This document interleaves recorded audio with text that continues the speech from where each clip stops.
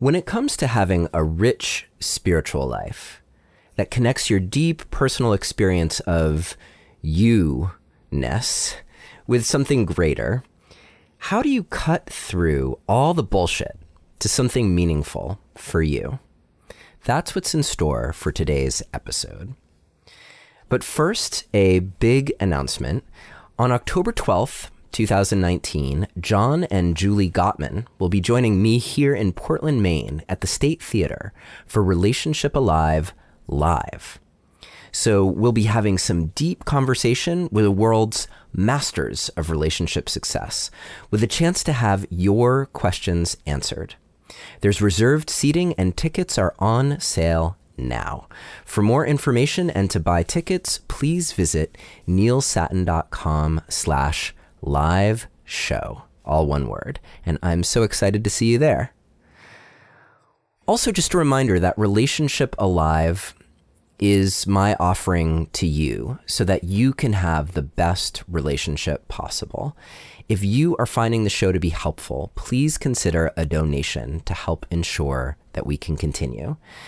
To choose something that feels right for you, just visit neilsatin.com/support or text the word support to the number 33444 and follow the instructions.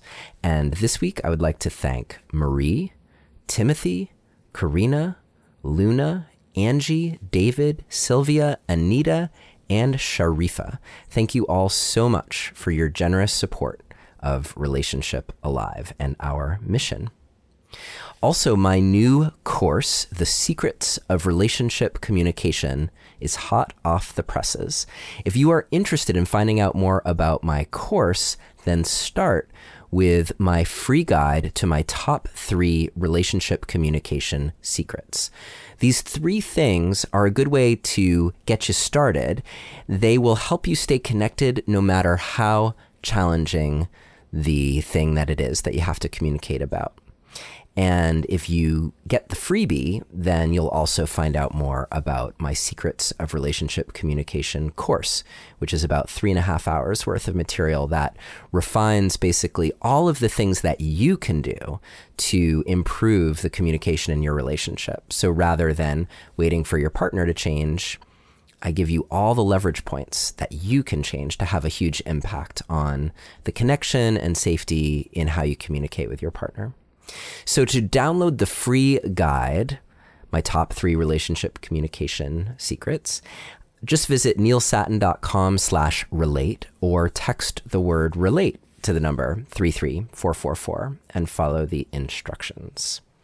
If you haven't checked out last week's episode yet, it is an episode that I did pondering the question about whether or not people can really, truly change. It's something that I get asked a lot. And especially when you're dealing with something big, it's worth wondering, is this other person in my life, are they really going to change? Or if it's something within you, am I really going to change? Is that possible for me? So make sure you check out episode 201, which was last week's episode. And when you're ready to talk about all things relationship, just join us in the Relationship Alive community on Facebook. It is free to join. All you have to do is click join and you'll be in the Relationship Alive community on Facebook. And finally, I am gathering your questions for my solo shows. If you have a burning question, record it on your phone and email it to questions@relationshipalive.com, and I will answer it on an upcoming show. All right, I think that's it. Let's get on with the show. Hello and welcome to another episode of Relationship Alive. This is your host, Neil Satin. It's always a thrill to get a return visit from a particularly awesome guest, and today is going to be one of those days. Here to talk about his new book, Grounded Spirituality, is Jeff Brown, who is also the author of Soulshaping and An Uncommon Bond. And in fact, we had him here on Relationship Alive, I guess it was probably about 1.5 years ago, maybe, to talk about those 2 books. And if you're curious to hear that episode, you can visit neilsatin.com/soulshaping. all one word. And today we're going to talk about this approach to living a spiritual life that allows us to be fully grounded in who we are as humans in terms of our unique existence on this planet right now. I'm not going to try to describe the whole thing. That's what I'm here to talk to Jeff Brown for. However, I just want to say that for me personally, this book came at a really challenged time when I've been going through a lot in my own life.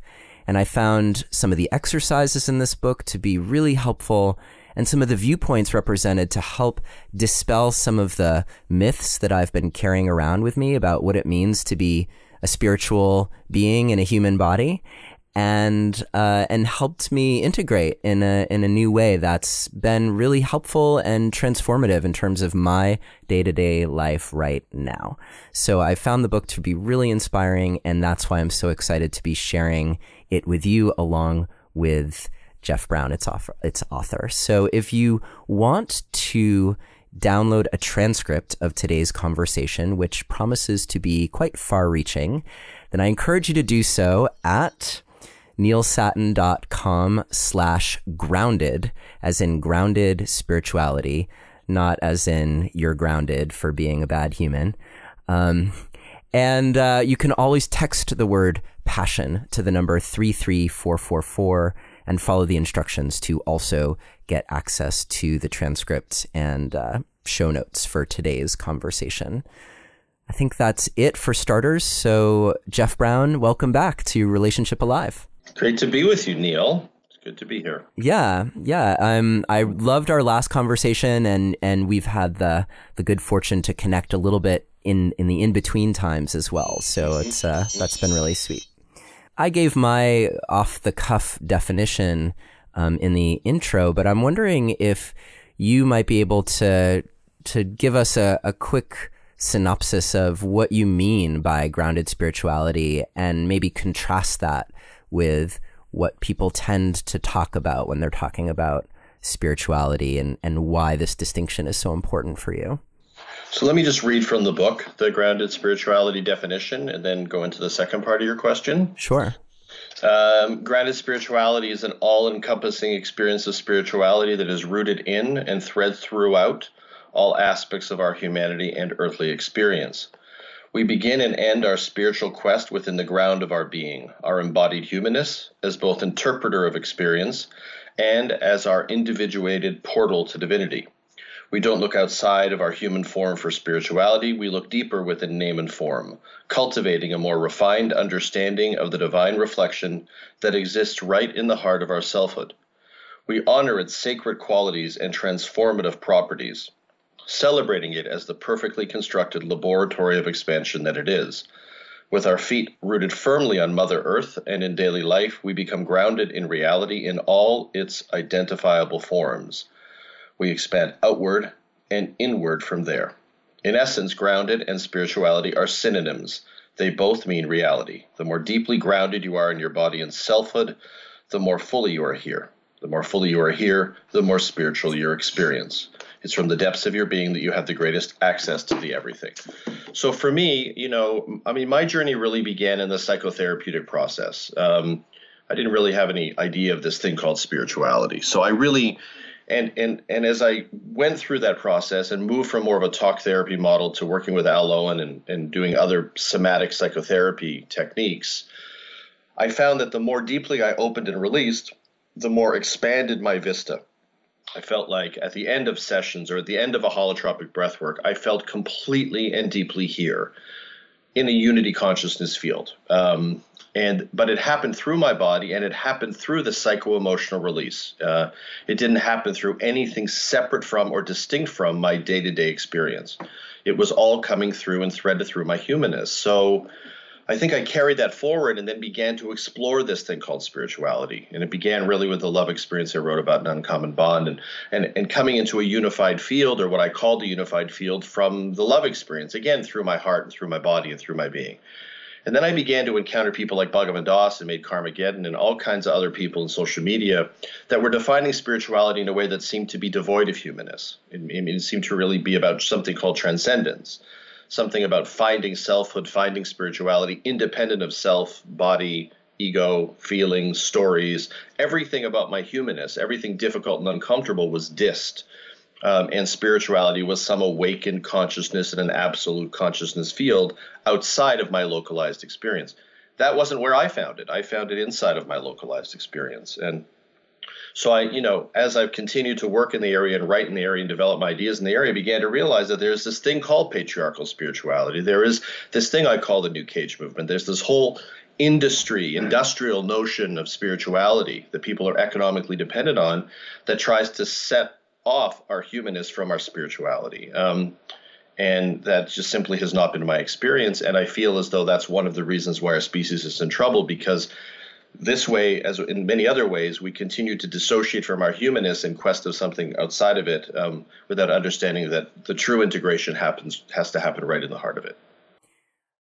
I love that. And I'm thinking now of like the first place that I want to go with this is that notion of transcendence and how helpful it has been for people to explore that, to explore witness consciousness, and to, in some senses, let's just use the phrase, rise above the drama and the chaos of human existence in order to get some perspective, some peace.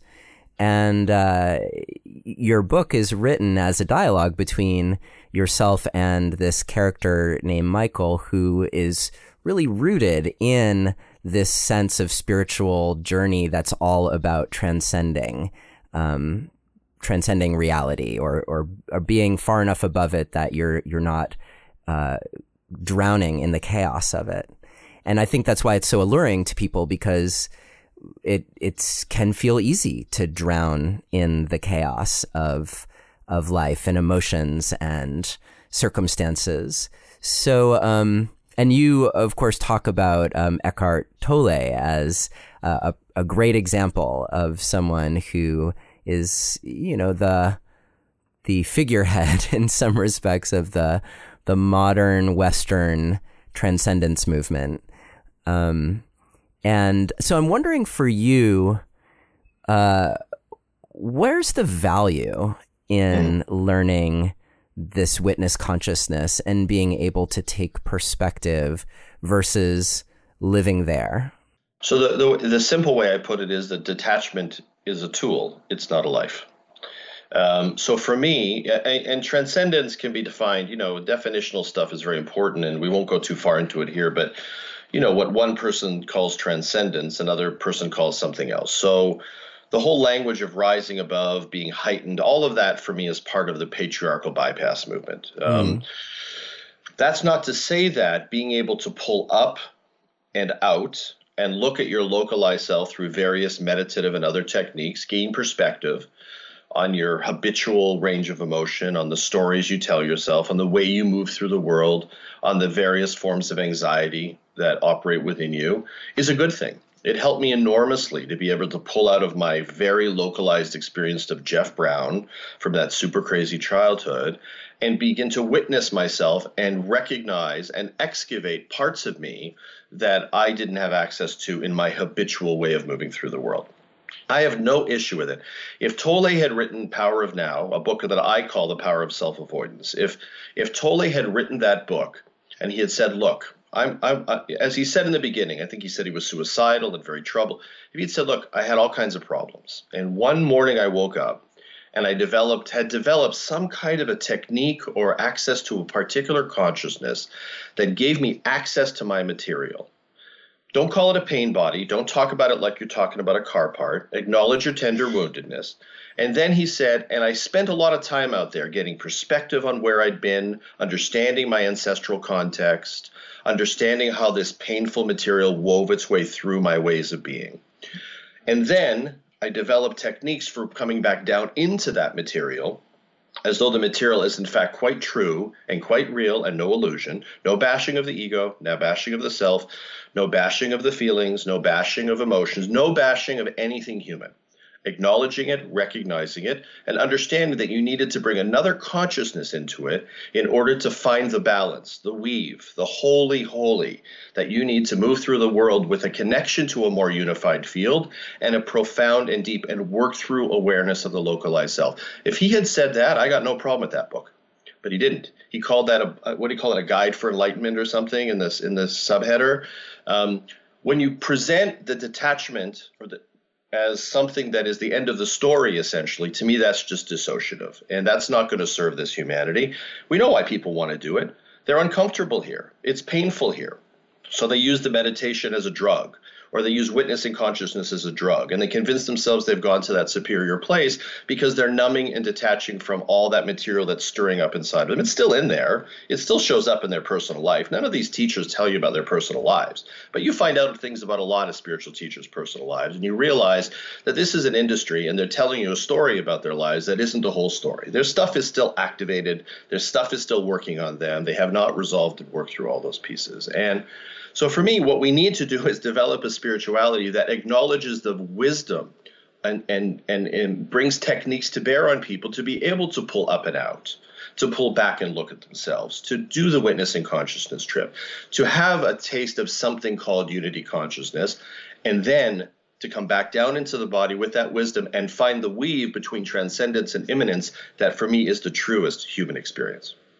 So let's contrast that with maybe some of your experience around the more human material. So when we come back in, you write about how much tends to be locked in the body, and we've had Peter Levine on the show several times. So that's I think hopefully a level of discourse that listeners are familiar with. This idea that we're storing trauma in our body, and if we're not dealing with it, then we're going to have to stay in this dissociated state in order to feel like we're somehow coping. And I could see like the freedom, the illusion of freedom in that for people until, because we can't live there, there's that reality of you're back in within your human form, and there's still some shit to work through.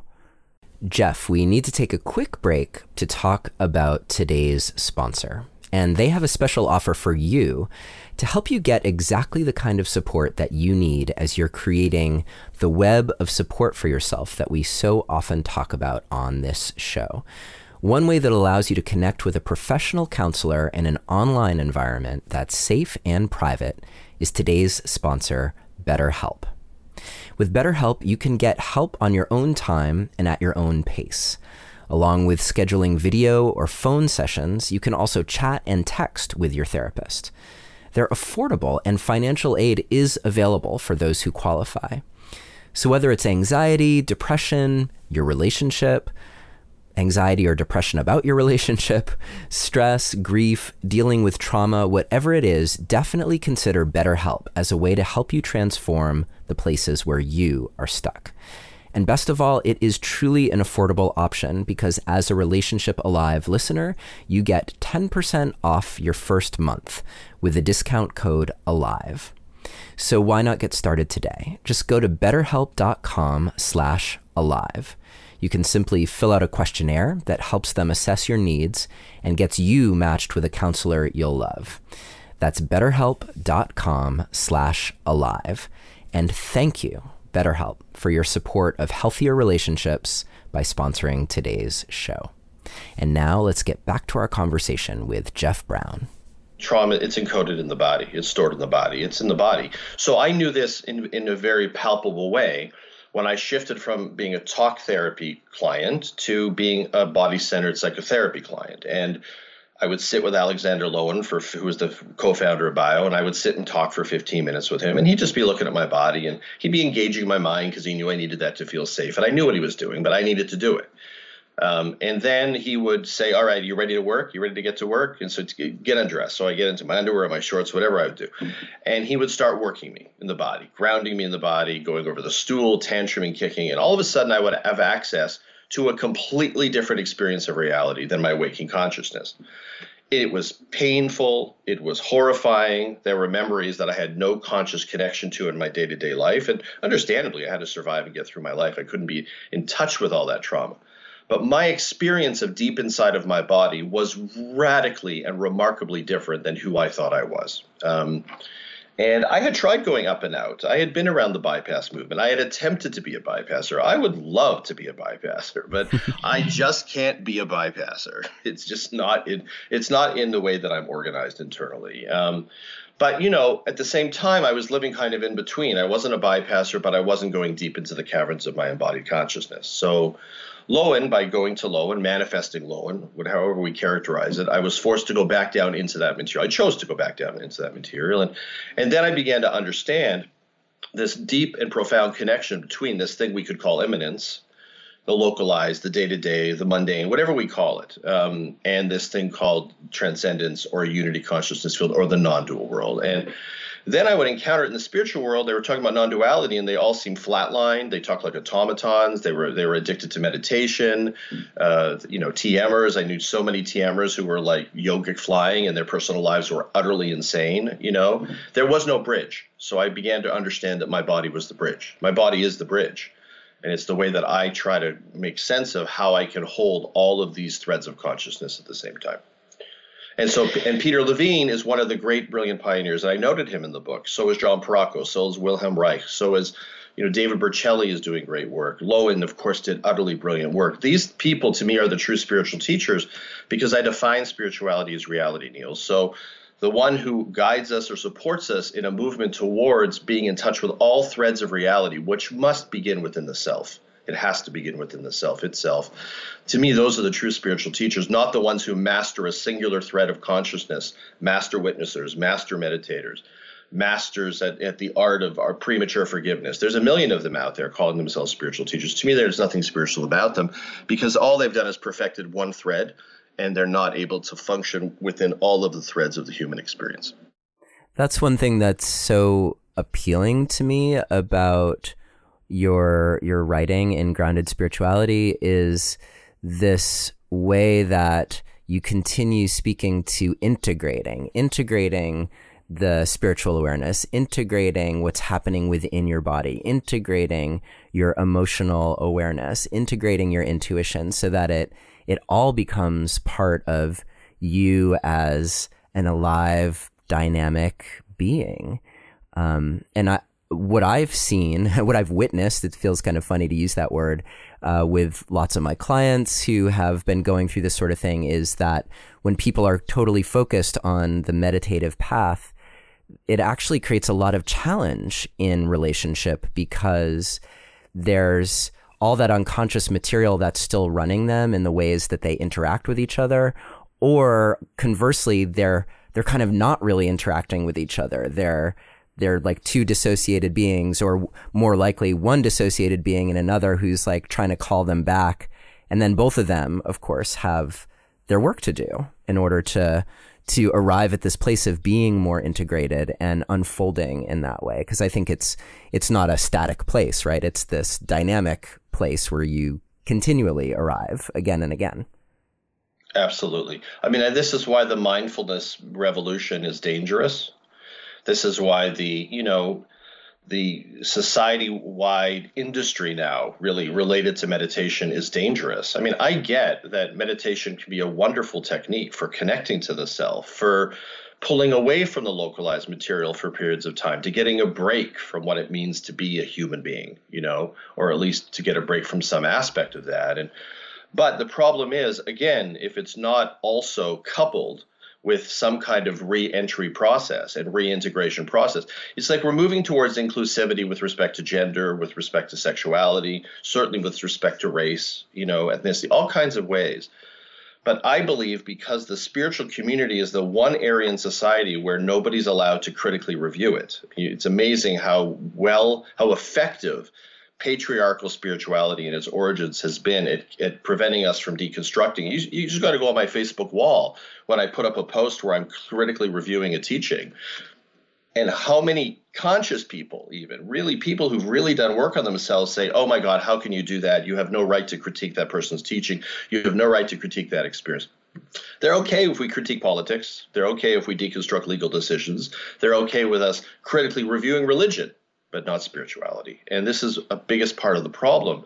If we're going to move in the direction of an inclusive world, we have to allow for the critical review of everything that is not inclusive. And that really includes spirituality, because spirituality is growing in popularity. Religion is becoming less popular worldwide. And if we keep moving in the direction of this protectorate, this nonsense about certain spiritualities being a sacred cow, we're leading humanity away from inclusivity while at the same time pretending that we're moving them in the direction of something more advanced. It's not more advanced if it's not inclusive. It can't be. I suppose that one thing that really speaks to me in your writing is that sense of the immanence that you talk about being here in the here and now, partly because I feel like that is really the place where relationship actually springs from, at least springs from in its most healthy manifestation. It's two people who are actually being fully here and alive to what's happening within themselves. And that's the thing that I think scares me a little bit about the spirituality movement, is the way that it's discouraging people from actually feeling their full experience here with another human, because that, of course, is what propels the growth that happens in relationship with another person. Right. Well, this is the trick of patriarchal spirituality, to talk about the now while leading you away from the now. That's the whole game. The Power of Now. What's a very powerful sounding book title? Be Here Now. Wow, what a powerful concept.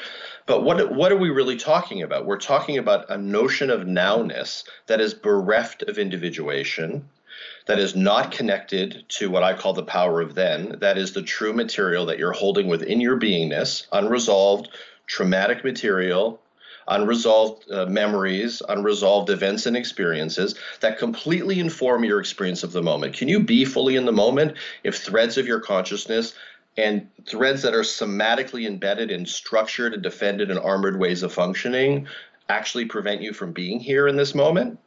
How could I be? If I'm holding on to all kinds of stuff, and as a result of that early stuff, I shallowed my breath, I pulled my head up and away from my body, I tightened my hips, I rigidified my system. Can I say that I'm actually in the now in a full and complete sense? Of course not. So most of the people who are teaching nowness are actually tricking you. Or they're tricking themselves, or both. They are the farthest thing from being in the moment, because their version of the now is this patriarchal, cave-dwelling, meditative, absolute consciousness field where you diss the self, you diss the story, you diss the ego, you diss your body sometimes, you diss your feelings. All of that is an illusion. All of that is misidentified. But what's real is some version of the nowness where you're floating in the cloudscapes like we're birds or something, and you're having some experience of this absolute field of enlightenment as though there is such a thing, as though we're not in process, as though it's not a relative experience. To me, it's a big lie. So then people are going, wow, I get to be in the now. I get to, and the trick is, we do get a little bit of relief when we get access to these techniques, because they do pull us up and out of that worry mind. All right, I get that.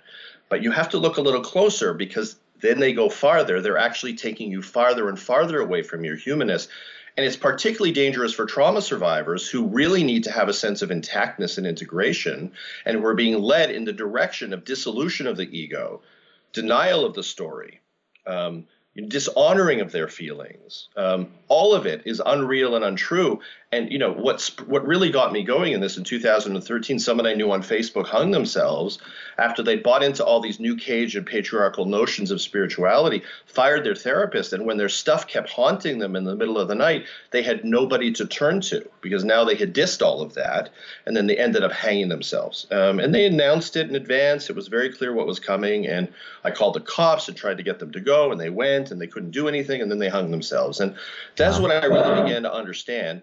And I'm understanding in my Grounded Spirituality discussion group on Facebook, you hear these stories about how these bullshit versions of spirituality have damaged and destroyed lives, and then you feel, I have felt compelled to find a voice that I'm not comfortable sharing, in an effort to try to encourage us in the direction of a new spirituality, not one that was fostered by men who couldn't admit their fucked upness and had to go into meditation caves and convince the village that they were the enlightened masters that were bringing great wisdom for 20 years sitting in a meditation cave being served by the villagers. That nonsense is ridiculous. That doesn't bring us into integration with ourselves or with humanity. And now I think we need to move in the direction as sacred activists to bring ourselves into integration spiritually, just like we're trying to bring everything else into integration. Can you draw a distinction for me between how what we're talking about is spiritual and sacred, since you just used that word, versus just I'm going to a body-centered therapist healing my old traumas? Reframe the question. So in other words, how is what you're talking about different than, like, if I were able to go to see, I know Alexander Lowen is no longer with us, but if I were able to go with him, is that in and of itself a spiritual experience, or is there something more that's part of the spirituality that you're talking about, the grounded spirituality? So I'll give you my Alexander Lowen moment, because I was beginning to question. It was the very beginning for me of what is spirituality. So I brought it to him. I think it was in our last session. I said, so Al, what is this thing they're talking about spirituality? What does this even mean? And he went, oh, like he was annoyed by the question. And he said, going into your body, enlivening your body, getting your body grounded and spirited, that's spirituality. So I think for me, anything that we do that brings us into a more complete experience of reality, I would call a spiritual experience. I mean, everything is spirituality. Spirituality is reality for me. My opposition is simply to anything that's calling itself spirituality, because in the way that I define it as reality, those things that are only limiting our experience to a certain element of the human equation while dissing and disconnecting and boundarying themselves against the other part of it, to me, are not actually part of the spiritual experience.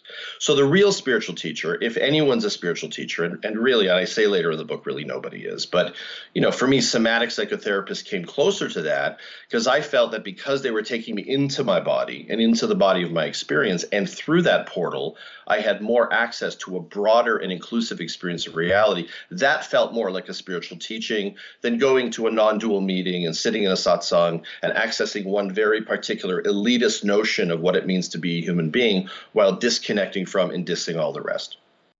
Got it. I'm wondering if you could offer one of the exercises from your book so that our listeners can get a flavor for the kinds of experiences that we're being invited into. Yeah, I have one called the Excavation Meditation. In The Truth is the Gateway to the Moment chapter. So I'll read that. Okay, great. Great. Maybe you can do it, Neil. Sit on a chair, on the floor, or on a cushion in whatever position feels most comfortable. While sitting, do not close your eyes or focus your gaze directly ahead or above you. Instead, keep your eyes opened and focus downward, looking directly and with great curiosity at your body temple. Gaze at your body as you would a loved one.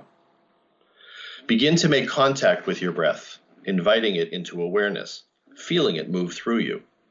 First, start with gentle breathing, as if you are gradually warming up.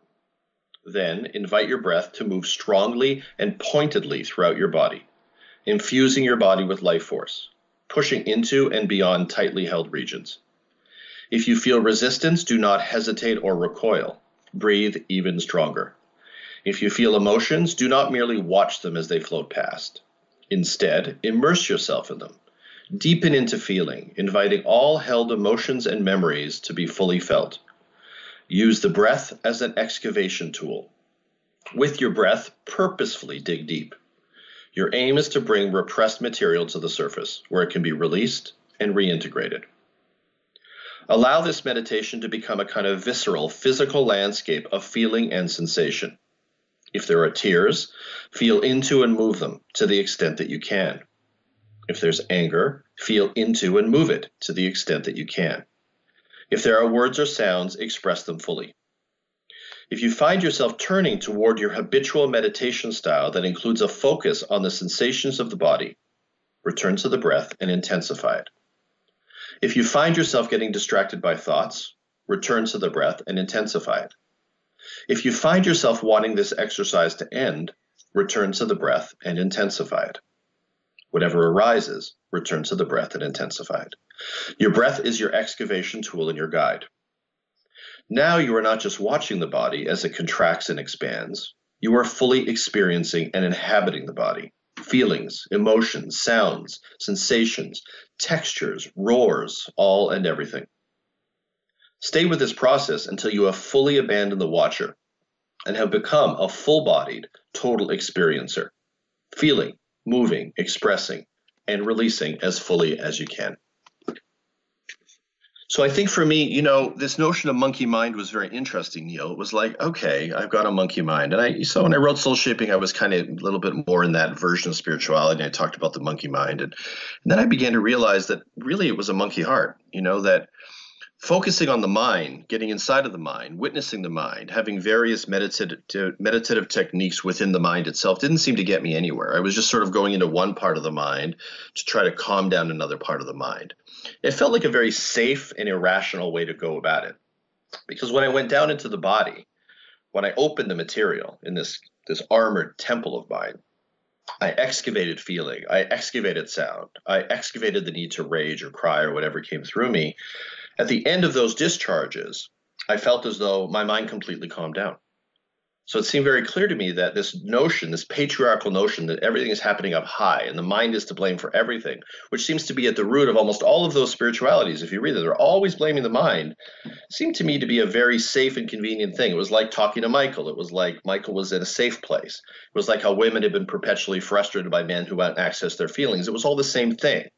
It was like a little boy who had pain and didn't want anyone to know he was in pain, so he picked up the Captain America shield and said, "I am Captain America," and became a master. To me, all of this mastering the mind nonsense didn't seem to get me anywhere. The only way that I ever changed anything inside of my mind, really, fundamentally, was to change something inside of my heart. And I think at the heart of of grounded spirituality is the belief not only that we live inside of the body, and through the body is our portal to all of it, but also that we understand the importance of clearing this emotional debris that obstructs our lens, that obstructs our presence, that makes it impossible for us to actually be in the now. We could be in the now in a cerebral sense. We could be in the now in a tangible, literal sense. But in a felt sense, if we're not in the now, we're not in the now at all. So I'm sitting with all of your words and also just with my experience from being guided through that process earlier. And it rings true for me.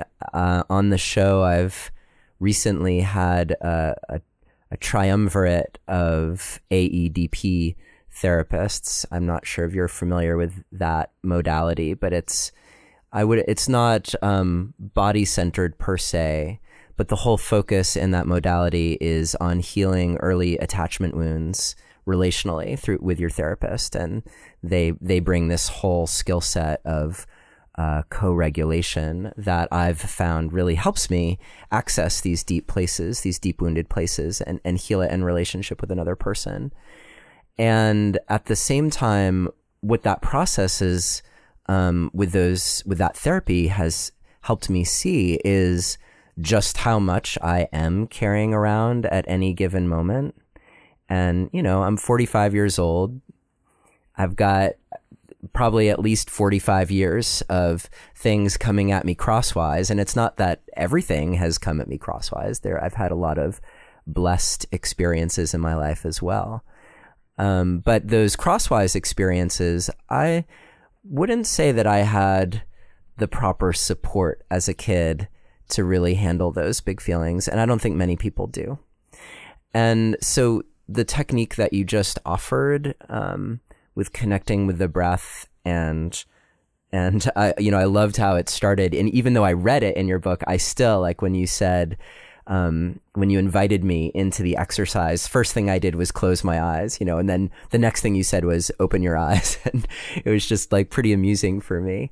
And then I felt like by going through it, it really did help me access something that's here within me now. And, you know, for me, it was this sense of, there are some tears there. Like I said, I've been going through some challenges right now, some personal discovery that's been like really eye-opening for me as I look back over the landscape of my life. And so here in this moment, I was super present to some grief, and it was mixed with love, that invitation to be looking at my body temple, as you named it. I think also helped me connect with not only the sadness I was feeling in that moment, but also the love that I had for this vehicle, this vessel for my earthly experience.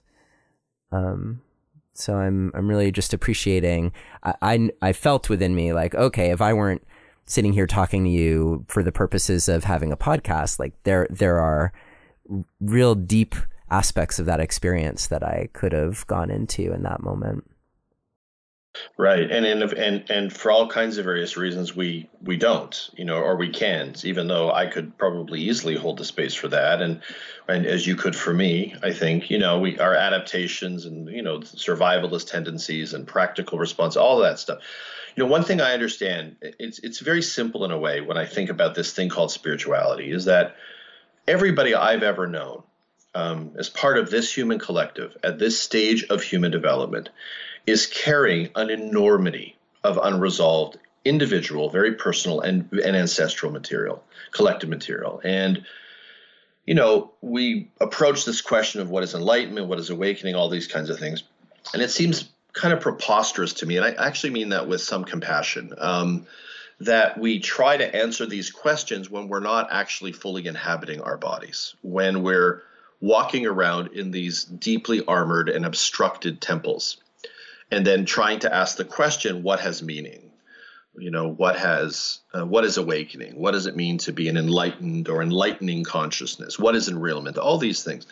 If we don't begin within clearing the emotional debris that obstructs us and affects our beliefs and our behaviors and our energies and our relationships. I mean, we see this all over the relationship field, where at this stage of human development, it's all most people can do to figure out who they are individually, let alone try to work it out with another person in the room for 30 years. I mean, if you think about it, it's a great miracle when two people can survive 30 years or even 30 days together, given the amount of material we're carrying. And so for me, and it's kind of simple, before we go farther into the question of what is the most expanded consciousness, and we need to clear the debris.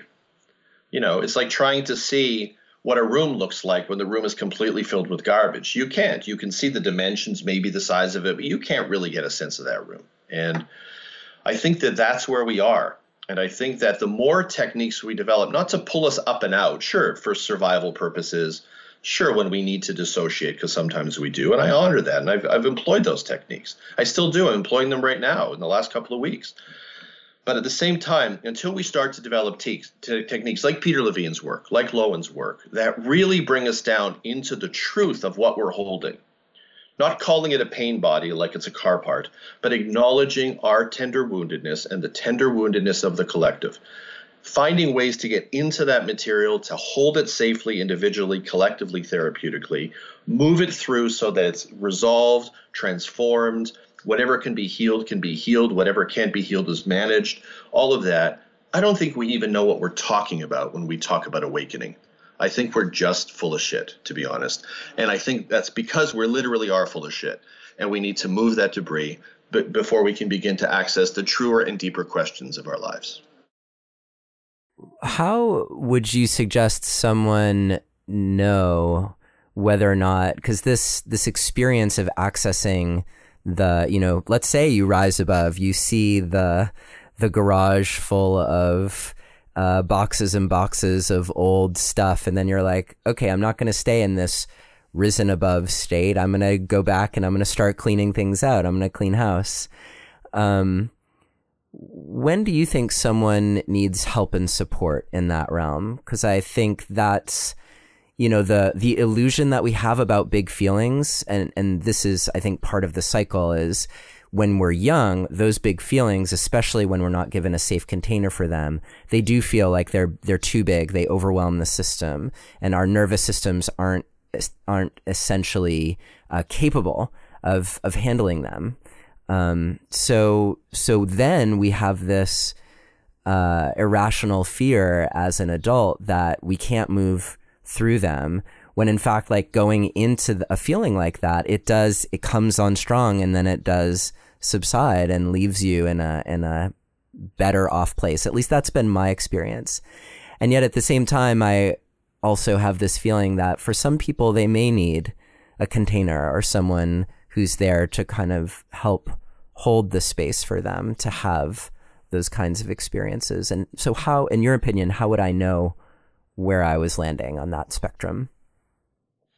I mean, I don't know that you would. I mean, most people walk around, living a far distance from their body. Wasn't that a line from, I think it was Walter Mitty or something? He lived a fair distance from his body. I feel like what has to happen is this conversation has to be normalized within society. And I think it's beginning to happen. And I think that it needs to begin to happen in the school system, where there's some forum created for emotional attunement, because we're talking about not being attuned at an early age, for healthy emotional release, for supported release within the school, within the classroom, with teachers, with practitioners that are part of that. I think it has to happen in corporate environments where we learn how to attune to and move material that's preventing us from being most effective. I think we need to have some kind of release chambers on street corners where people can go inside and smash a cube with a baseball bat and normalize healthy anger release, because anger's been so deeply stigmatized that now all of it's restrained, repressed, and gets acted out in all kinds of weird, passive aggressive, inappropriate ways. I think we just have to make this part of our every part of society, so that attunement and release are normal and are considered to be healthy steps towards a healthy society. And then people will be able to gauge themselves. So right now you have people walking into a body-centered psychotherapist room who've never really enlivened their body, who've been adapting, armoring in a million different ways. All they know is that consciousness. That's how they've organized themselves to survive in the crazy world. And then they have this super extreme experience of grounding, opening, and, oh my God, what is this? And many of them leave. Many people will go to somatic psychotherapy sessions and never do more than one, because it's not normalized within society. It's startling, it's stigmatized, and it's a radical experience of opening in a system that's been closed.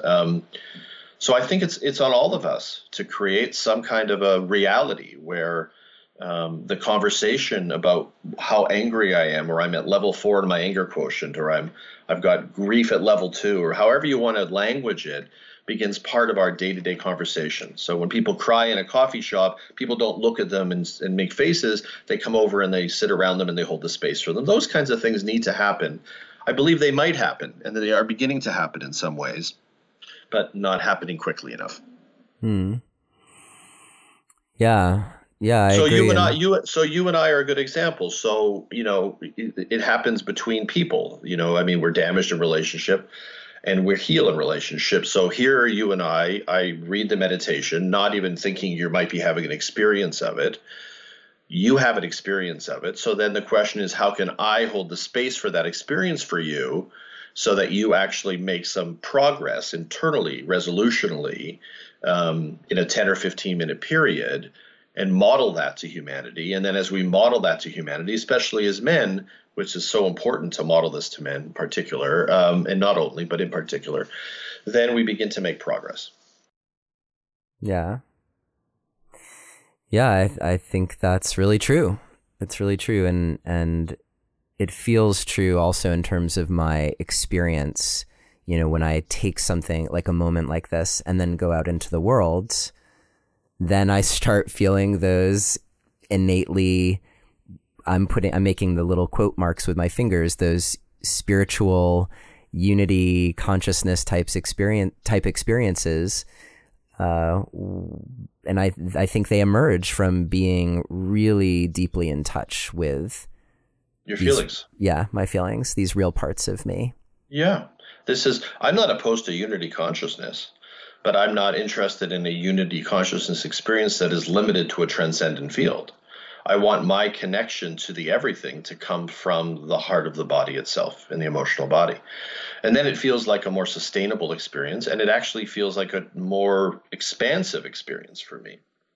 And I also feel safer because I haven't had to bifurcate my consciousness to have that experience. So now I'm afraid to come back down to earth, and I'm going to crash at some point because, I'm not bridging the two. If I start from within the body, so in interacting with Michael in the book was kind of one of my struggles. It was like what he's calling awakening or transcendence is something that's very different, maybe very different from what I experienced as awakening or transcendence, because I did it from within my body, my feet grounded on the earth plane. Right. So are we even talking about the same experience? His feels flightier, more kind of motivated by or intended in the direction of getting away from something. Whereas mine felt like it was about really trying to be here for all of it, the real be here now, the one that actually starts within my body, not renaming myself as Ram Dass did, but as Jeff Brown. Jeff Brown, with Jeff Brown's story, with my booby Franny Perlov, with my grandfather Zeta Bila Perlov, with my very difficult mother, Barbara Brown. All of that is real. That is not spiritual. That is so spiritual. That's my lineage. That's my ancestry. That's my flesh and bones, baby.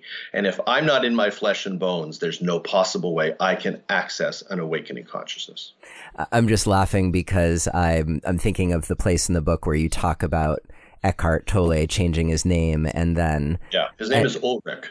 Right, and then, like, if names aren't important, then why are all these people changing their names? Yeah, he's got this quote about, like, formlessness over form. It's like, well, and ego is the enemy of the sacred, whatever all these people are talking about. And then they change their names. Well, clearly, it's important enough for them to take on another name in order to disconnect from their name of origin. And, I understand the purpose that serves. It gives a lot of people a break from what it meant to be their origins. But because their origins are them, and their origins are encoded in their bones and in their cells, changing the name, it can be a temporary reprieve, but ultimately you still got to come back down and do the work inside of Ulrich Tolle. And Ram Dass has to still do the work that is Richard Alpert, and Ram Dass wouldn't disagree with that, I think. And that's everywhere in the community. Bhagavan Das's real name was Kermit Michael Riggs. He's walking around carrying everything that's Kermit Michael Riggs. He can call himself whatever he wants. He's still carrying Kermit Michael Riggs, and he is Kermit Michael Riggs. And so I think, if we're going to go down into the body, into the feelings, and I realize because we don't have templates, we only have a few models, a few techniques developed, it's very difficult to invite people in this direction.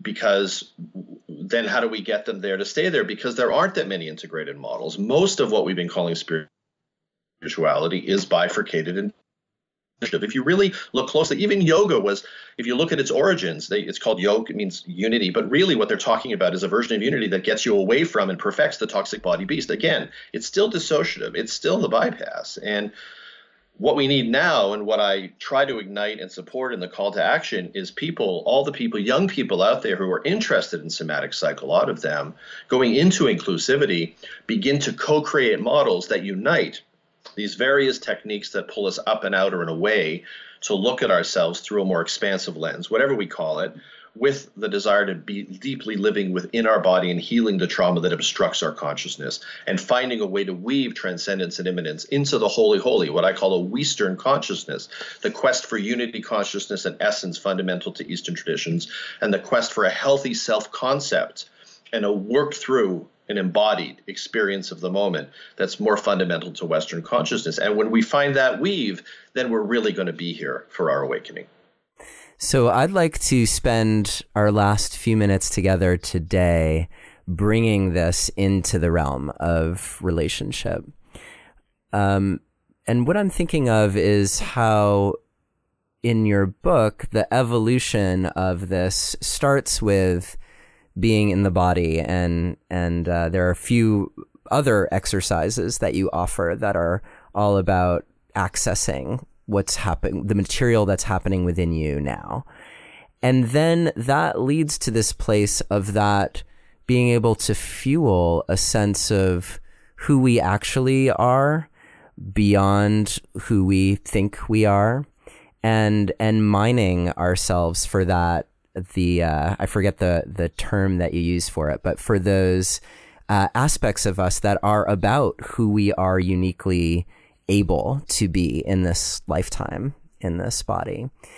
And I think for a lot of people, there's this question of their journey found them, let's say, to this place of relationship with this person. And then they start wondering, well, how do I know if this is a true connection where we can grow each other versus one where we're just going to be trapped in our woundedness together? So I'm curious to know how you would connect this body-centered awareness with that question of, is this the right person? Is this the right choice? Is this the work worth doing? Because we have all our own material that's right there for us. And then we can be in choice about the material we want to work on with another human. Yeah. I mean, so the distinction, let's say, between wound mates and soulmates or something.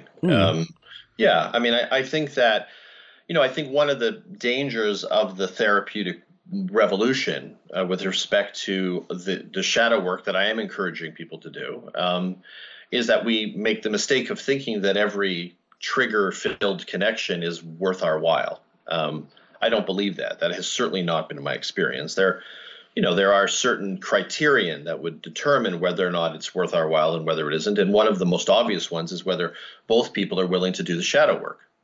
Just the most basic level question, because if they're not, if one of them isn't, then you have a problem.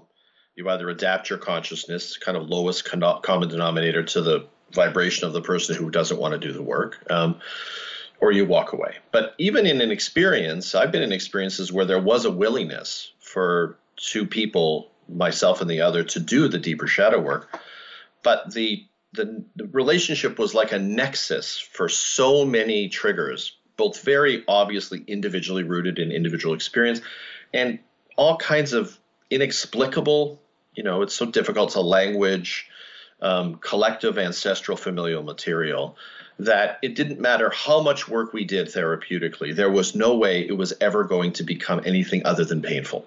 And I do not believe that we need to perpetually live in suffering in order to become conscious. I mean, we have to do work within the pain material, for sure. So I think that, as you move into this kind of consciousness, authentic relating, more deeply attuned to your material and the others, you have to ask the question, is this the kind of a experience where, for whatever reason, without having to judge it perpetually, we are not going to be able to move our way through this to transformation in a way that feels healthy, positive, and forward-moving? Or is this the kind of connection that has the hope of becoming what I call a whole mate, a connection that really has that more subtle, essential, soulful quality to it, and at the same time is grounded in the real world, in the day-to-day life experience, and also in the working through the shadow material in a way that's forward-moving? And you have to always ask that question, because not every connection, even with the best of intentions, is a connection that's going to allow you to grow and evolve. In your book, you offer the beloved meditation exercise, and I don't think we necessarily have the time and space to go through that whole thing right now.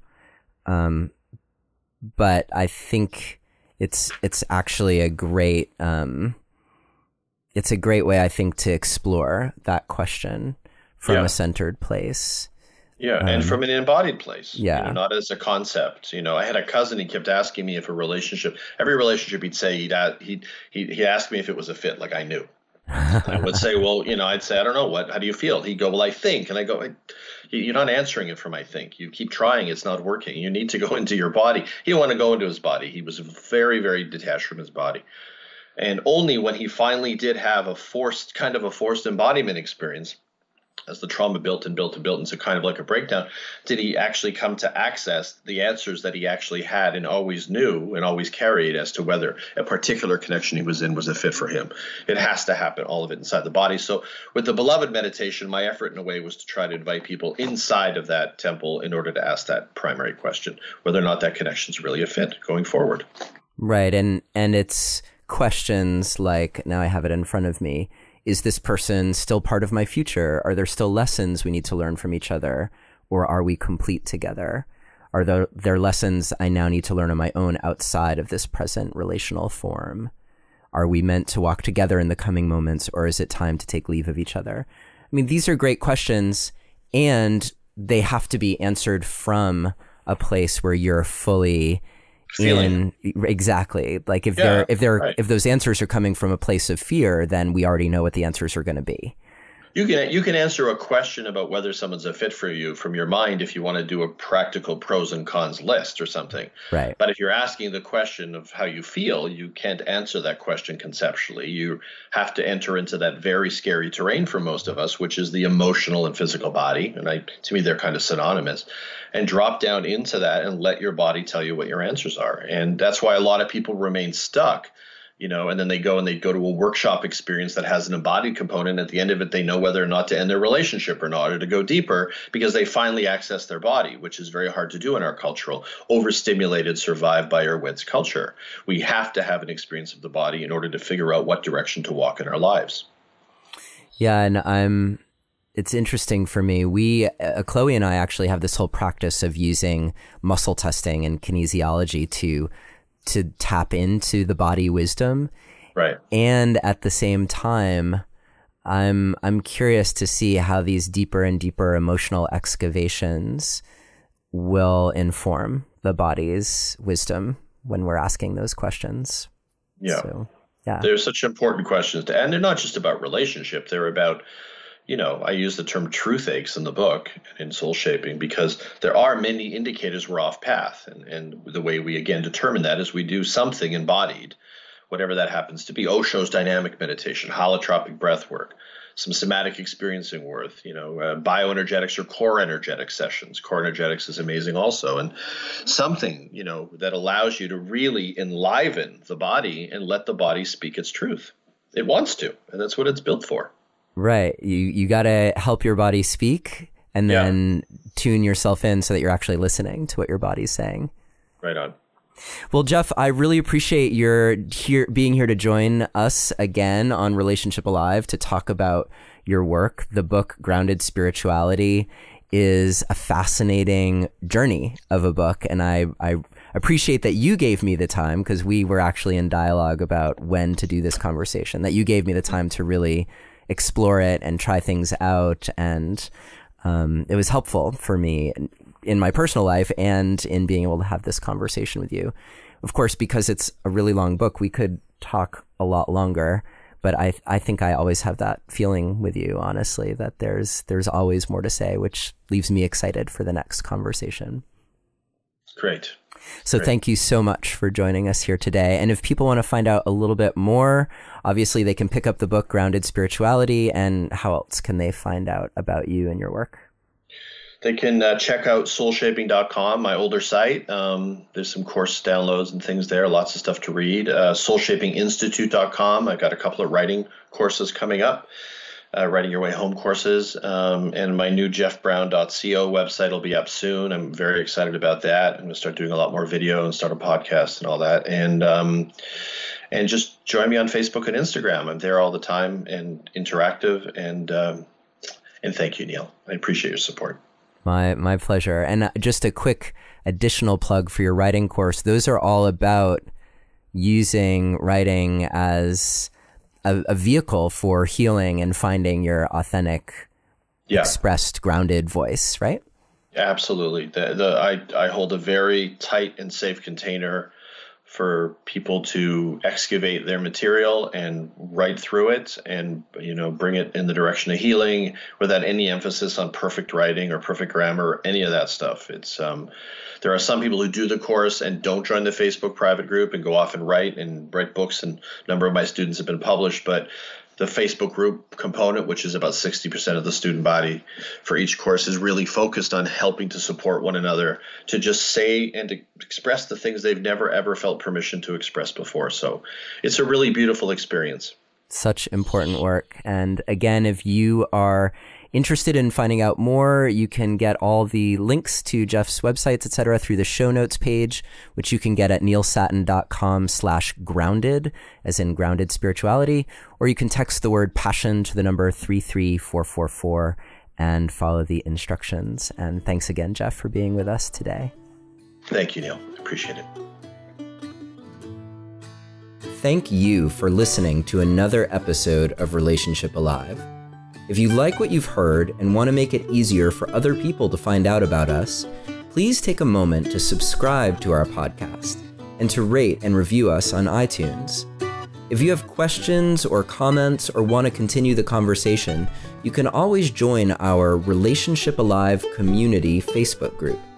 And for more information about today's episode, visit us online at neilsattin.com/podcast.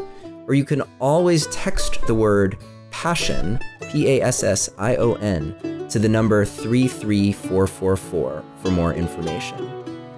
Finally, do you have a burning question that you're hoping we can have answered here on Relationship Alive, either for a future or past guest?